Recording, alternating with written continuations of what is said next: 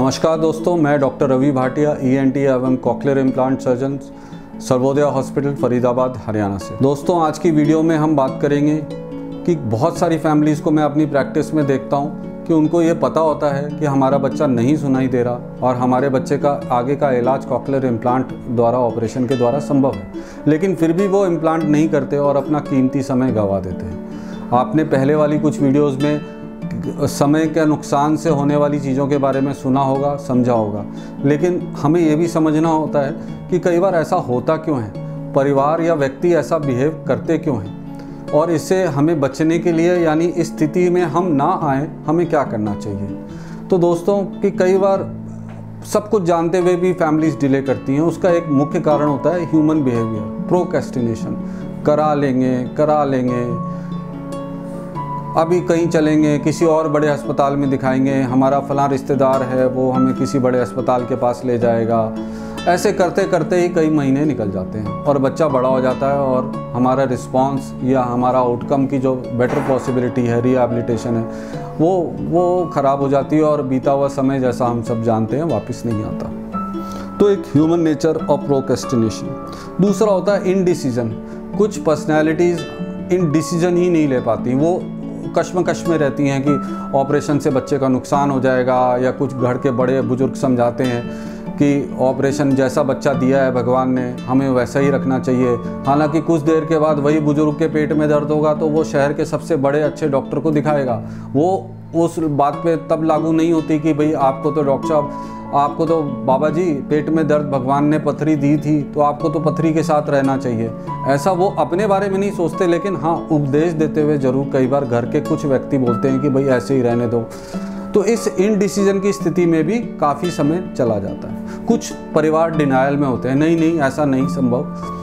अगर ऐसा डिनायल है, नहीं ये बोल पड़ेगा, इसके भाई भी ऐसे ही बोला था, इसके घर के परिवार के व्यक्ति ने भी ऐसे ही, कुछ बच्चे देर से बोलते हैं। हाँ, ऐसा संभव है, लेकिन अगर कोई हमें मेडिकल सलाह मिल रही है तो हमें उसको नज़रअंदाज नहीं करना चाहिए।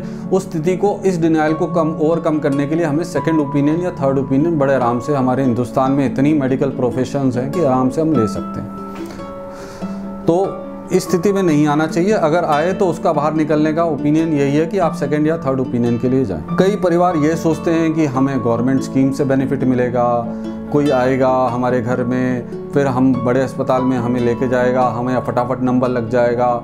जबकि वही है ना कि मदद भगवान भी उसकी करता है जो स्वयं की मदद खुद करता है। तो परिवार भी कई बार इसी उलझन में और उधेड़बन में अपना समय खराब करते रहे। कई पेशेंट और परिवार इस भाव से भी प्रेरित होते हैं कि ये संभव ही नहीं है, ये टेक्नोलॉजी काम ही नहीं करेगी, ये टेक्नोलॉजी शायद वैसी ही होगी जैसे कि मतलब पावर फेलियर हो गया, कुछ दिन काम करेंगे, कुछ दिन नहीं काम करेंगे। तो ऐसे परिवारों के लिए एडवाइस यही होती है डॉक्टरों के लिए कि आप जाके और परिवारों से मिलो जिन्होंने इम्प्लांट कराया है।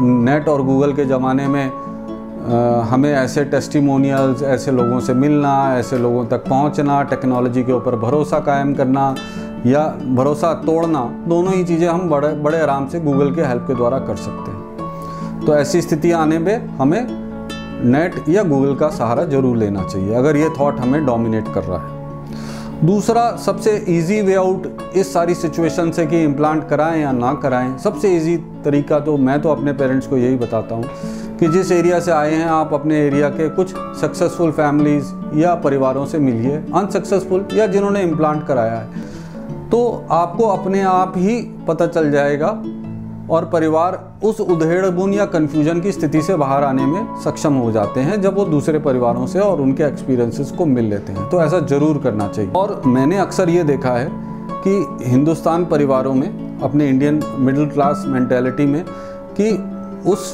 अगर तो दोनों पेरेंट्स चार्ज्ड हैं और सेंसिटिव हैं तो इम्प्लांट हो ही जाता है। लेकिन अगर किसी केस में अगर फादर यानी पिताजी अपने रोज़मर्रा की काम में या उधेड़बुन में लगे हुए हैं और अगर माँ ने चार्ज संभाल लिया, यानी मदर ये डिसाइड कर लेती है, यानी मातृशक्ति ये डिसाइड कर लेती है कि भाई मेरे बच्चे को ये करवाना है और ये ज़रूरी है और इससे इसका स्वास्थ्य का लाभ होगा और ये मुख्य धारा में शामिल होगा, तो फिर उस परिवार को कोई रोक नहीं सकता। तो अगर फीमेल्स यानी मदर्स चार्ज लेती हैं तो डेफिनेटली ये इम्प्लांट की जर्नी बड़े सक्सेसफुली, कंफर्टेबली और इस कन्फ्यूजन से वो दोस्तों, शायद उम्मीद करता हूँ ये वीडियो आपके किसी काम की होगी, या आपको अगर कोई कन्फ्यूजन है तो डेफिनेटली उस कन्फ्यूजन से कैसे बाहर आना है उसमें हेल्प करेगी। धन्यवाद।